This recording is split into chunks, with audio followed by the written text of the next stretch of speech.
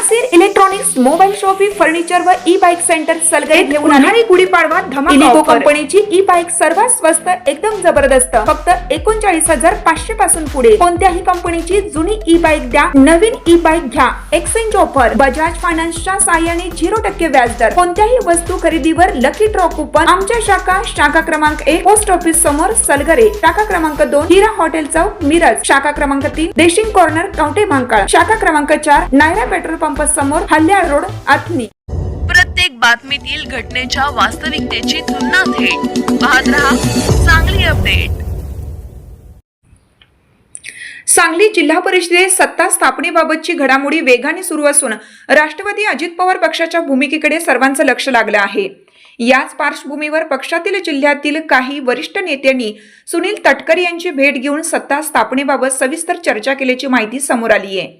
या चर्चेदरम्यान तटकरे यांनी प्रथम जिल्हा परिषदेतील गटनेत्यांची निवड करावी त्यानंतरच पाठिंब्याबाबत अंतिम निर्णय घेतला जाईल अशी स्पष्ट सूचना दिल्याचे समजते।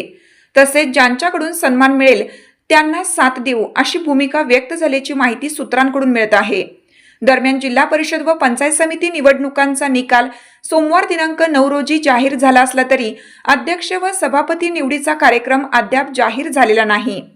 निकाल लागून तब्बल 16 दिवस उलटूनही निवड प्रक्रिया रखडल्याने नवनिर्वाचित सदस्यांसह सर्वसामान्यांमध्ये उत्सुकता आणि संभ्रमाचे वातावरण निर्माण झाले। जिल्हा परिषद निवडणुकीत राष्ट्रवादी शरद पवार पक्षाला सर्वाधिक 18 जागा मिळाल्या असून त्यापाठोपाठ भाजपला 16, काँग्रेसला 11, शिंदे शिवसेनेला 7, राष्ट्रवादी अजित पवार पक्षाला 6 जागा मिळाल्या आहेत। तर जनसुराज्य शिवसेना उभाटा आणि रयत क्रांती या पक्षांना प्रत्येकी 1 जागा मिळाली आहे।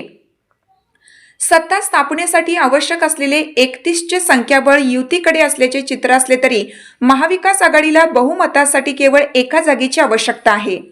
त्यामुळे राष्ट्रवादी अजित पवार पक्षाची भूमिका निर्णायक ठरणार आहे। सांगलीत शनिवारी राष्ट्रवादी अजित पवार पक्षाच्या प्रमुख नेत्यांची बैठक होणार असून या बैठकीत गटनेत्यांची निवड केली जाणार आहे।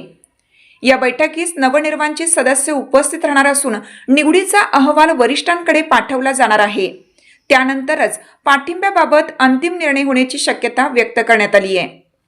युतीतील घटक पक्ष असलेल्या शिंदे शिवसेना आणि राष्ट्रवादी अजित पवार पक्षामध्ये अद्याप पाठिंब्याबाबत एकमत झाल्याचे चित्र नाही। शिंदे शिवसेनेने सध्या वेट अँड वॉचची भूमिका घेतली असून आमदार सुहास बाबर यांनी ही भूमिका स्पष्ट केलेली नाही। उपमुख्यमंत्री एकनाथ शिंदे यांच्याशी चर्चा केल्यानंतरच निर्णय घेण्यात येईल असे संकेत त्यांनी दिल्याचे समजते। दरम्यान भाजप, काँग्रेस आणि राष्ट्रवादी शरदचंद्र पवार पक्षाकडून ही सत्ता स्थापनेसाठी जोरदार हालचाली सुरू आहेत।